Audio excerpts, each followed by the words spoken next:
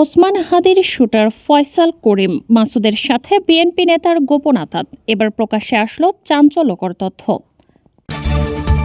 আইন উপদেষ্টা আসিফ নজরুলের ইশারায় ফ্যাসিবাদের দোসরদের জামিনে মুক্তি। এতক্ষণ শুনছিলেন সংবাদ শিরোনাম, এখন থাকছে বিস্তারিত। রাজধানীর বক্স কালভার্ট রোডে গুলিবিদ্ধ হয়ে মৃত্যুর সঙ্গে লড়ছেন ইনকিলাব মঞ্চের মুখপাত্র ঢাকা ৮ আসনের স্বতন্ত্র প্রার্থী শরীফ ওসমান হাদি। হামলাকারী দুজনের পরিচয় শনাক্ত করলেও তাদের গ্রেফতার করতে পারেনি পুলিশ। পুলিশের সূত্র জানিয়েছে, হাদির ওপর গুলি চালানো এই ফয়সাল করিম মাসুদের গ্রামের বাড়ি পটুয়াখালীর বাউফল উপজেলার কেশবপুর ইউনিয়নের ২ নম্বর ওয়ার্ডের কেশবপুর কলেজের পাশে। তার বাবার নাম হুমায়ুন কবির। বাউফলে বাড়ি হলেও প্রায় ৩৫ বছর আগেই তারা গ্রাম ছেড়ে রাজধানীর মোহাম্মদপুর আদাবর এলাকার বাসিন্দা হন। ২০১৮ সালের জাতীয় সংসদ নির্বাচনে ঢাকা ১২ আসনে আওয়ামী লীগের প্রার্থী আসাদুজ্জামান খান কামালের পক্ষে আসনভিত্তিক সমন্বয় কমিটির সদস্য ছিল সে। এরপরই ২০১৯ সালে কার্যক্রম নিষিদ্ধ ছাত্রলীগের কেন্দ্রীয় কমিটিতে নাম আসে তার। ঢাকা মহানগর ছাত্রলীগের সহসভাপতির পদ পাওয়ার পর পুরো এলাকায় সে ত্রাসের রাজত্ব কায়েম করে। রিকশার গ্যারেজ থেকে জমি দখল, চাঁদাবাজি, অস্ত্রের মহড়া নিয়ন্ত্রণের জন্য তার আছে আলাদা বাহিনী। নিজের বাহিনীর সদস্যদের নিয়ে অস্ত্র হাতে মহড়া ও অস্ত্র উঁচিয়ে এলাকায় প্রকাশ্যে গুলি ছোড়ার একাধিক ভিডিও মানবজমিনের হাতে এসেছে। নাম প্রকাশে অনিচ্ছুক বেশ কয়েকজন স্থানীয় ব্যক্তি মানবজমিনকে বলেন, দেশের রাজনৈতিক পট পরিবর্তনের আগে এমন কোনো দিন নেই যেদিন এই ফয়সাল করিম মাসুদ ও তার লোকজন এলাকায় তাণ্ডব চালায়নি। কিছু না হতেই তারা ধারালো অস্ত্র নিয়ে চলে আসতো, গুলি ছড়ত। ৫ই আগস্টের পর সে ভোল পাল্টে আবার বর্তমানে এলাকার প্রভাবশালীদের ছত্রছায়ায় আশ্রয় নিয়েছে। নবোদয় হাউজিংয়ে তাদের অফিসও রয়েছে। শুক্রবার যেদিন হাদিকে গুলি করা হয় সেদিন সকালেও ওই অফিসে যায় ফয়সাল। আর তার এসব কাণ্ডের সবসময়ের সঙ্গী আদাবরের স্বেচ্ছাসেবক লীগ নেতা কবির ওরফে দাঁতভাঙা কবির। হাদিকে গুলি করার আগে যাকে হাদি কালচারাল সেন্টার অফিস রেকি করতে দেখা গেছে, ছাই রঙের জ্যাকেট, অফ হোয়াইট রঙের প্যান্ট ও চামড়ার জুতা পরে ফয়সালের পেছন পেছন লিফট থেকে নামেন।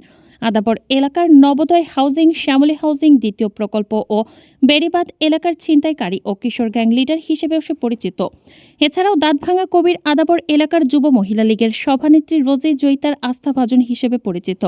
এই রোজি জয়িতাও একসময় জাহাঙ্গীর কবির নানকের ঘনিষ্ঠ হিসেবে পরিচিত ছিলেন। কবির ছাড়াও আদাবর যুবলীগের রুবেল আলমগীর, দীপু মোল্লা, আমিন সহ বেশ কয়েকজন সহযোগী রয়েছে ফয়সালের। হাদিকে গুলি করার সময় ওই আলমগীরই ফয়সালের সঙ্গে ছিল। সিসিটিভি ফুটেজ ও হাদির প্রচারণার বেশ কিছু ছবিতে ফয়সালের এসব সহযোগীদের দেখা গেছে। স্থানীয়রা বলেন, আদাবর এলাকার স্বেচ্ছাসেবক লীগ নেতা কাউসার মোল্লার একান্ত ঘনিষ্ঠ সহযোগী ছিলেন এই শুটার ফয়সাল। আর কাউসার মোল্লা আদাবর এলাকার আওয়ামী লীগ নেতা ইয়াসির মোল্লার ছেলে, যিনি জাহাঙ্গীর কবির নানকের একান্ত ঘনিষ্ঠ বলে সকলেই জানে। ৫ই আগস্টের পর ইয়াসিন মোল্লা এলাকা ছেড়ে পালিয়ে গেলে এদের দেখভালের দায়িত্ব নেন নানকের এপিএস মাসুদুর রহমান বিপ্লব। তিনি ভারত থেকে এই ফয়সাল গ্রুপের অর্থের যোগান দিতেন।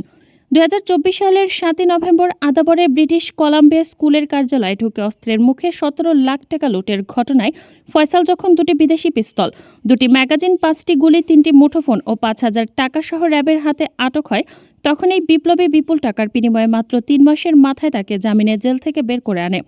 আদাবরের স্থানীয় বাসিন্দাদের দাবি, হাদিকে হত্যাচেষ্টার পুরো ঘটনার সঙ্গেই এই বিপ্লব জড়িত। তার ছত্রছায়াতেই রয়েছে ফয়সাল। রাশেদা নামে আদাবর এলাকার এক রিকশার গ্যারেজের মালিক বলেন, আমি একজনের জায়গা ভাড়া নিয়ে একটি রিকশার গ্যারেজ করেছিলাম। কিন্তু একদিন হঠাৎ করে ফয়সাল ও তার দলবল এসে আমাকে বলে, ভাড়ার টাকা তাদের দিতে হবে। আমি তখন বলি, আপনাদের তো জায়গা না, যার জায়গা আমি তাদের ভাড়া দেব, না হলে তো জায়গার মালিক আমার কাছে টাকা চাইবে। তখন ফয়সাল কোপ দিয়ে আমার গলা ফেলে দেওয়ার হুমকি দেয়। আমি তাতেও রাজি না হয় রাতে অস্ত্রসহ দলবল নিয়ে চলে আসে, আমাকে মারধর করে। তখন বাঁধন নামে একটি ছেলে তাদের ঠেকাতে গেলে তাকেও মারধর করে, বন্দুক উঁচু করে গুলি করতে থাকে। তার কাছে সবসময় বন্দুক থাকে, ওই অস্ত্রের ভয়ে কেউ তাকে কিছু বলে না। আবির হোসেন নামে আদাবরের আরেক বাসিন্দা বলেন, ফয়সাল এতটাই বেপরোয়া, সে কারো কথা শুনত না। দখলবাজি, চাঁদাবাজির টাকা দিয়েই সে চলত। তার বাহিনীতে অনেক পোলাপান ছিল, যাদের বেশিরভাগ কিশোর গ্যাং টোকাই। কিছু বলতে গেলেই ধারালো অস্ত্র দিয়ে হামলা করে। আর ফয়সালের কাছে থাকে দুটি পিস্তল। সে নিজেকে আদাবরের দাউদ বলে পরিচয় দিত। এদিকে মোহাম্মদ ইয়াসিন নামে মোহাম্মদপুর এলাকার এক বাসিন্দা বলেন, পট পরিবর্তনের পর শুটার ফয়সাল নিজেকে একজন আইটি উদ্যোক্তা হিসেবে সকলের কাছে উপস্থাপন করে। তার লিঙ্কডইন প্রোফাইল অনুযায়ী সে Apple soft IT, voice CU technology এবং এনলিস্ট ওয়ার্ক নামক 3টি প্রতিষ্ঠানের মালিক। তার প্রোফাইলে সে উল্লেখ করেছে ২০১৩ সালে একটি বেসরকারি বিশ্ববিদ্যালয় থেকে কম্পিউটার বিজ্ঞানে স্নাতক ও পরে MBA সম্পন্ন করেছে।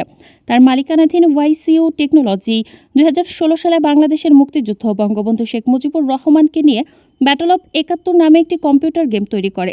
বেসিসের সহযোগিতায় তৈরি এই গেমের উদ্বোধনী অনুষ্ঠানে বেসিসের তৎকালীন সভাপতি মোস্তফা জব্বার উপস্থিত ছিলেন। তার ওই আইটি প্রতিষ্ঠান অ্যাপল সফট আইটি লিমিটেডের সব ব্যাংক হিসাব জব্দ করেছে জাতীয় রাজস্ব বোর্ডের কেন্দ্রীয় গোয়েন্দা সেল। শুটার ফয়সালের বিষয়ে ঢাকা মেট্রোপলিটন পুলিশের অতিরিক্ত police commissioner SN Mohammad Nazrul Islam বলেছেন, আমরা শুটার ফয়সালের পাসপোর্ট নাম্বারটা পেয়েছি। তার সর্বশেষ যে ট্রাভেল পাওয়া গেছে সেটা জুলাইয়ের সম্ভবত থাইল্যান্ড থেকে সে দেশে ইন করেছে। এরপরে ইমিগ্রেশন ডাটাবেজে আর তার ডিপার্চারের কোনো তথ্য নেই। এরপরও ইমিগ্রেশনের বাইরেও যেহেতু ইন্ডিয়ার সঙ্গে আমাদের অনেকগুলো স্থল সীমান্ত আছে, তাই বিজিবি সতর্ক আছে এবং আমাদের সকল ইমিগ্রেশন চেকপোস্টে তার পাসপোর্ট নম্বর ব্লক করা আছে। আমরা এখনও মনে করি তারা দেশেই আছেন, সেভাবে আমাদের অভিযান পরিচালনা করা হচ্ছে। ইতিমধ্যে এই ঘটনায় সন্দেহজনক ৩ জনকে আমরা আটকও করেছি। হাদিকে গুলি করার ঘটনায় যেই মোটরসাইকেলটি ব্যবহৃত হচ্ছে সেটাও আমরা উদ্ধার করেছি। আশা করছি দ্রুত সময়ের মধ্যেই ফয়সালকে আটক করতে সক্ষম হব। গত বছর ৫ আগস্ট শেখ হাসিনা পতনের পর কার্যক্রম নিষিদ্ধ আওয়ামী লীগ ও নিষিদ্ধ ছাত্রলীগের বহু নেতাকর্মী গ্রেফতার হন। জেলে যান জুলাই আন্দোলনে ছাত্র জনতার ওপর নিষ্ঠুর হামলা, নির্যাতন ও হত্যার অভিযোগে বেশিরভাগ মামলা হয় গ্রেপ্তার ব্যক্তিদের বিরুদ্ধে। এছাড়া রাষ্ট্রের বিরুদ্ধে উস্কানি, ষড়যন্ত্র, নাশকতা সহ অন্যান্য ফৌজদারি অপরাধেও তাদের বিরুদ্ধে মামলা হয়। কিন্তু গ্রেপ্তার বেশিরভাগ আসামি এরই মধ্যে জামিনে বেরিয়ে গেছেন। পুলিশ সদর দপ্তর সূত্রে প্রাপ্ত তথ্যে দেখা যায়, ফ্যাসিস্ট হাসিনার সহযোগী হিসেবে সারা দেশ থেকে যাদের গ্রেপ্তার করা হয়েছিল তাদের মধ্যে ৭০% আসামি এরই মধ্যে জামিন পেয়ে গেছে। এই সংখ্যা জেলা পর্যায়ে প্রায় ৯০%, যা আরও ভয়ঙ্কর খবর। শেখ হাসিনার ক্ষমতা দীর্ঘায়িত করতে যেসব অপরাধী রাজনৈতিক লেবাসে দেশের মানুষের ওপর হত্যা নিপীড়ন চালিয়েছে, তাদের এমন ঢালাও জামিনের ঘটনাকে অত্যন্ত উদ্বেগজনক বিষয় হিসেবে দেখছেন জুলাই আন্দোলনে যুক্তরা। সরকারের তরফ থেকে অপরাধীদের বিষয়ে সতর্ক থাকার কথা প্রসিকিউশনের। তারা ঠিকমতো দায়িত্ব পালন করেছে কিনা তা নিয়েও প্রশ্ন তুলেছেন অনেকেই। জুলাই যোদ্ধা ও ইনকিলাব মঞ্চের আহ্বায়ক শরীফ ওসমান হাদিকে হত্যার উদ্দেশ্যে খুব কাছ থেকে গুলি করা হয়। গণমাধ্যমের অনুসন্ধানে হাদিকে হত্যার উদ্দেশ্যে গুলি বর্ষণকারী যুবক ফয়সালের পরিচয় সামনে আসার পর ফ্যাসিস্টদের দোসররা ঝাঁকে ঝাঁকে কিভাবে জামিনে বেরিয়ে আসছে তা নিয়ে তথ্য সংগ্রহ করে যুগান্তর। শুটার ফয়সাল নিষিদ্ধ ছাত্রলীগের নেতা। গত বছর অক্টোবরে ১৭ লাখ টাকা লুটের ঘটনায় অস্ত্রসহ সে গ্রেফতার হয় র্যাবের হাতে। এর ২ মাসের মাথায় তারা জামিন হয়ে যায়। তার জামিন পাওয়ার ঘটনা সবাইকে বিস্মিত করেছে। শুটার ফয়সাল জামিন না পেলে হয়তো তার হাতে এভাবে হাদিকে মৃত্যুর ঝুঁকিতে পড়তে হতো না। সূত্র জানায়, ফয়সালের মতোই জামিনে বেরিয়ে হাসিনার সহযোগী দোসররা আত্মগোপনে থেকে নানা অপতৎপরতা চালাচ্ছে। আগামী জাতীয় সংসদ নির্বাচন বানচালের জন্যও গভীর ষড়যন্ত্রে লিপ্ত তারা।